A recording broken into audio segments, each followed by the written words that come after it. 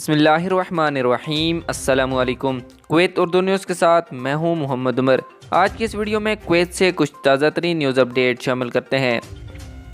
خبر ہے کہ کویت میں ملازمین کو انشورنس معاوضہ ادا نہ کرنے والی کمپنیوں کی شامت آ گئی ہے۔ کویت کی پبلک اتھارٹی بر افرادی قوت PAM میں پیشہ ورانہ حفاظتی مراکز کمپنیوں کی فائلوں پر ایک وسیع تحقیقات کر رہی ہیں جو پیشے سے متعلق ملازمین کو لگنے والی چوٹوں اور حادثات کے لیے انشورنس فراہم کرنے کے تقاضوں اور ضوابط کی تعمیل نہیں کرتی ہیں۔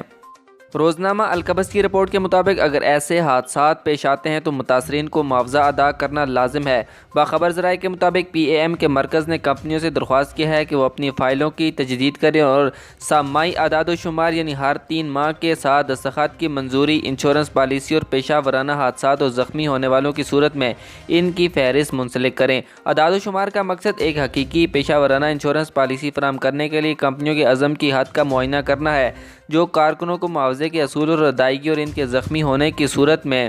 ان کے لیے ضروری علاج فراہم کرنے کا حق دیتی ہے۔ کارکنوں کے مالی حقوق کے بارے میں ذرائع نے وضاحت کی ہے کہ اتھارٹی جلد ہی تنخواہ سرٹیفکیٹ کے طریقہ کار کا اعلان کرے گی جس پر کمپنیوں کو ورک پرمٹ کی تجدید، منتقلی اور منسوخی کے طریقہ کار پر عمل کرنا ہوگا۔ ان کی درخواستوں کو کووڈ-19 کے بحران کے دوران معطل کر دیا گیا تھا اور کمپنیوں کا کارکنان کے مالی حقوق کے تحفظ کے لیے صرف وعدوں پر دستخط کرنا تھے۔ ایک پبلک اتھارٹی بر افرادی قوت کا معینہ محکمہ اپنے خودکار نظام کا استعمال کرتے ہوئے منسلک تنخواہوں کے سرٹیفکیٹس کی تصدیق کے لیے آگے بڑھے گا۔ لیبر رائٹ ایٹمز پر کسی بھی خلاف ورزی نگرانی کرنے کی صورت میں فائل کو فوری طور پر معطل کر دیا جائے گا اور خلاف ورزی کرنے والوں کے خلاف قانونی اقدامات اٹھائے جائیں گے، خاص طور پر چونکہ کمپنیوں کی طرف سے ان کی فائلوں پر رجسٹرڈ کارکنوں کو مالی حقوق اور چھٹیاں دینے کے وعدے کیے گئے تھے۔ ایک اور تناظر میں ذرائع نے بتایا ہے کہ افریقی کمیٹی لیبر مارکیٹ میں ہونے والی خراب ورزیوں کا سراغ لگا رہی ہے جس سے ظاہر ہوتا ہے کہ آنے والے عرصے میں ڈیلیوری ورکرز کے خلاف مہم تیز کی جائے گی۔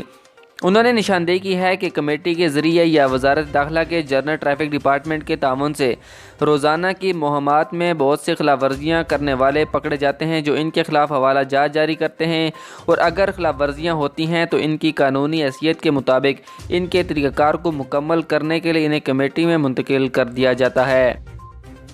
دوسری جانب ذرائع نے مزید بتایا ہے کہ افریقی کمیٹی نے inspector residency affair investigation department کے تعاون سے انٹرنیٹ پر بجلی دفاتر کی آڑ میں قانون کی خلاف ورزی کرتے ہوئے کام کرنے والے گھریلو ملازمین کی باریک بینی سے پیروی کر رہے ہیں جنہیں ملک بدری کے لیے ریفر کیا جا رہا ہے۔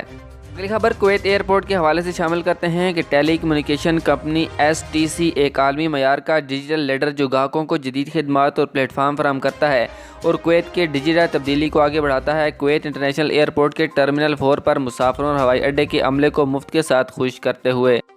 سروس فراہم کر رہا ہے۔ کویت کے قومی دن کے آغاز میں اس منصوبے کا مقصد کویت کے بین الاقوامی ہوائی اڈے پر خوشگوار اور پرجوش ماحول پیدا کرنا تھا۔ STC نے تمام مسافروں میں خوشی اور مسرت کو فروغ دینے کے لیے روانگی اور آنے والے دنوں میں مسافروں کو تحائف کے ساتھ ساتھ مفت مشروبات اور کنفیکشنری فراہم کی ہیں۔ ان کی محنت اور لگن کی تعریف کے طور پر STC کی کارپوریٹ کمیونیکیشن ٹیم نے کویت بین الاقوامی ہوائی اڈے کے ٹرمینل 4 میں روانگی زون میں ہوائی اڈے کے عملے کو انعامات سے بھی نوازا ہے۔